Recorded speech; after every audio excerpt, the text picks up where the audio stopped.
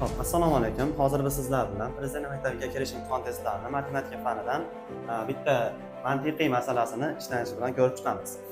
Hop, bu yerda savolni o'qib eshitiraman. Hop, savolda aytayaptiki, Doniyorda ikkita bir xil o'lchamdagi g'ishtlar bor. U g'ishtlarni 3 xil usulda birlashtira oladi. Natijada hosil bo'lgan 3 xil jismlarni sirt yuzalari 72, 96 va 102 ga teng bo'lsa, bitta g'ishtning sirt yuzasini toping degan savol bizga berilyapti. Bu yerda mana 3 xil usulda birlashtirilgan holatlarini ko'rsatib qo'yganman. Bu yerda nima qilamiz? Birinchi o'rinda g'ishtning shaklini topib olishimiz kerak bo'ladi. G'ishtning shakli geometriya fanidan bizga ma'lum paralleliped shaklida hisoblanadi. Xo'p, ya'ni qanaqa? Jigroq chizaman. Mana shu shaklda bo'ladi. Bu paralleliped shaklda hisoblanadi va uning sirt yuzini topish uchun hamma tomonlarini, hamma yuzini topib turib, bir-biriga qo'shib qo'yishimiz kerak bo'ladi. Ya'ni qanday?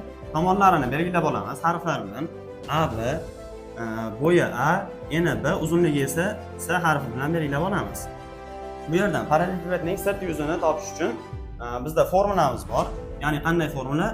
2 ko'paytirilgan A ko'paytirilgan B plus 2 ko'paytirilgan B ko'paytirilgan S va plus 2 ko'paytirilgan A ko'paytirilgan S barobar S sirt yuzasiga teng degan formuladan ushbu masalani ishlashimiz mumkin bo'ladi.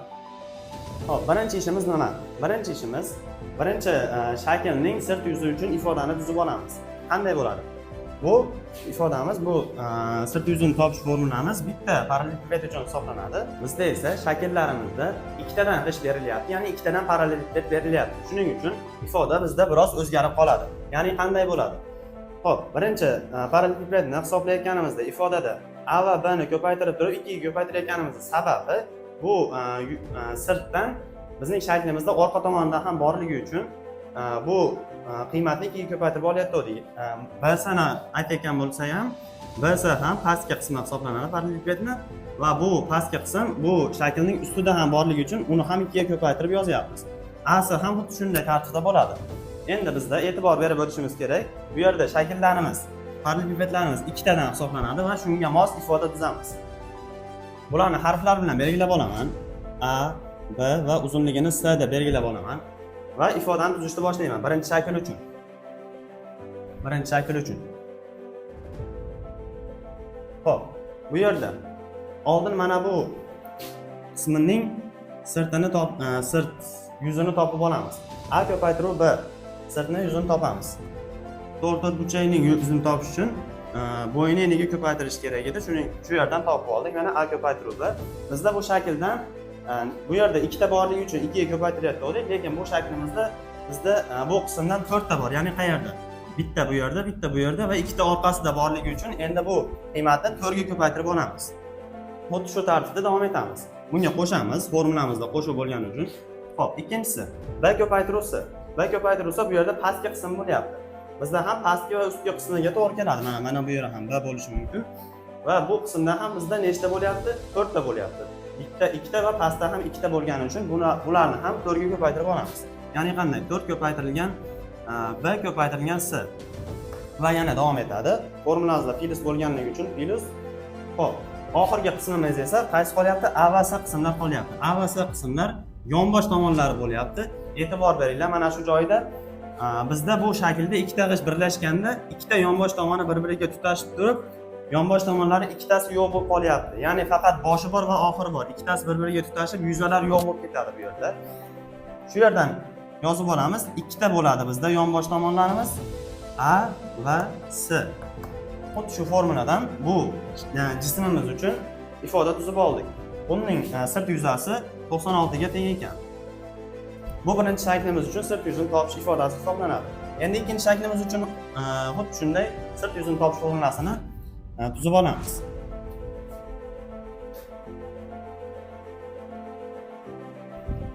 Xo'p, bu yerda ham topadigan bo'lsak, endi bu yerda pastki va ustki qismlari ikkitadan bo'lyapti. Nega ikkitadan bo'lyapti? Chunki ikkita g'isht bir-birining ustiga tushayotganligi uchun birining usti ikkinchisining tagi bilan birlashib turib ikkita yuzasi yo'q bo'lib ketyapti. Bu yerda yo'q bo'lgan joyi B va S qismi bir-biriga birlashib turib yo'q bo'lib ketyapti. B va S qismi bu yerda ikkitadan bo'ladi. Qolgan hammasi birinchi ifodada ko'rsatilgandek to'rttadan bo'ladi. 4 ko'paytirilgan A ko'paytirilgan B plus mana A ko'paytirilgan B mana shu qism bu jismda 4 ta bor. Bitta, ikkita va orqada ikkita borligi uchun 4 ta yozdim. Xo'p, keyingisi B, S esa mana B, S hozir aytganimdek faqat ikkita bor, chunki ikkitasi bir-biri bilan jimslanib birlashib qolyapti. B ko'paytirilgan S plus va oxirgi qismi esa A ko'paytirilgan S. A ko'paytirilgan S ham yana yonbosh tomoni bo'lyapti. Yonbosh tomoni 1, 2, bu yonbosh tomoni ham ikkita bo'lgani uchun 4 ta olamiz buni. 4 ko'paytirilgan A ko'paytirilgan S ifoda bilan tuzib olamiz. Buni sirt yuzasi esa mana masalamizda o'zi berayotganda 72 ga teng. 72 ga teng.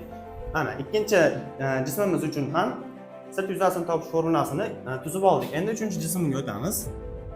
Uchinchi jismda ham xuddi shu tartibda bo'ladi. Xo'p. Uchinchi jismimiz. Bu yerda ikkita g'isht uzunligi tomonidan bir-biri bilan birlashyapti.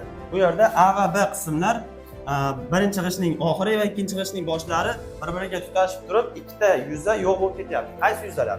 A ni B ga ko'paytirgan yuzalarimiz yo'q bo'lib ketgani hisobiga faqat boshi va oxiri bor bo'lyapti, qolgan yuzalar yo'q. Demoqchimanki, A ni B ga ko'paytirgan yuzamiz bizda bu shaklimizda, oxirgi shaklimizda ikkitadan bo'lyapti xolos. Ikkita bo'ladi. Mana boshida va oxirida orqa tomonida bo'ladi. Xo'p.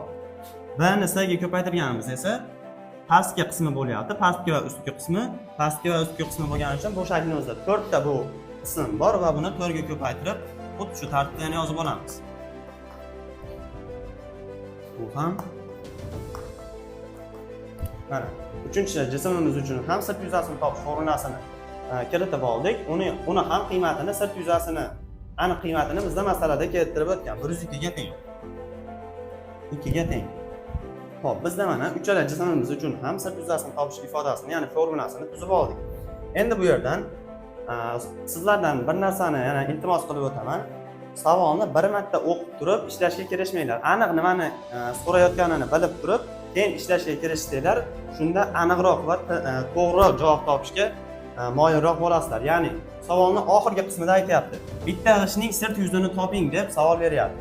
Bizda bu yerda matematikadan o'rganganmiz tenglamalar sistemasi mavzusida 3 ta noma'lumlik, 3 ta tenglama bo'lyapti.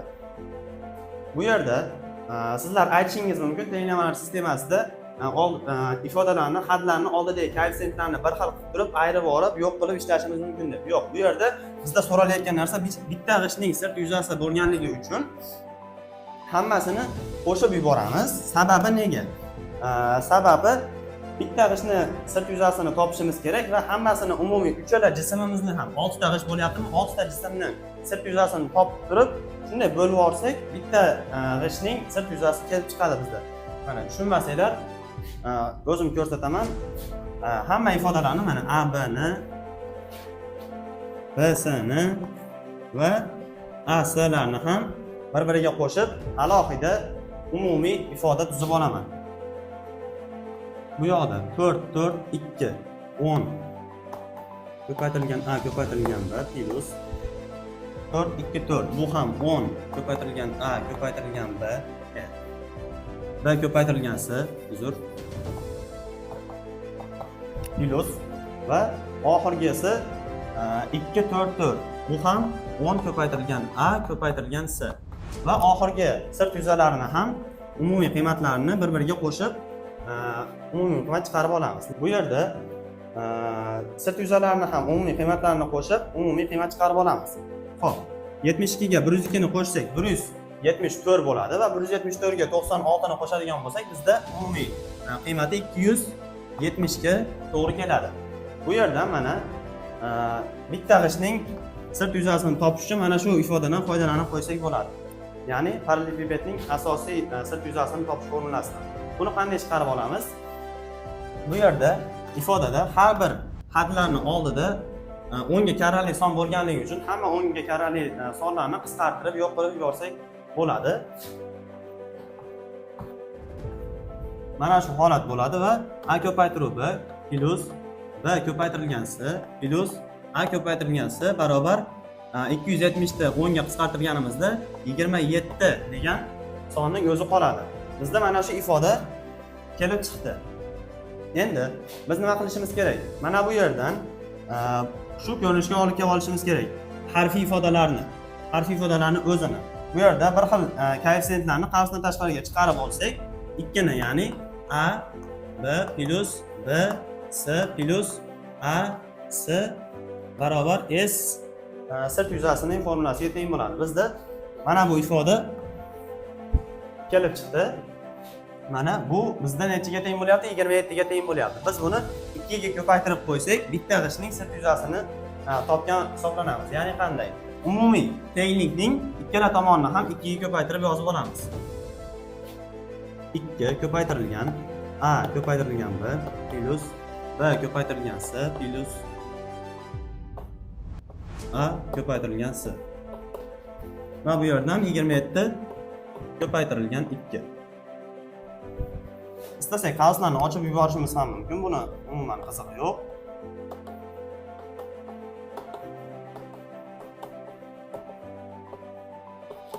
Va 27 ni 2 ga ko'paytirsak, bizda 54 degan javobimiz kelib chiqadi.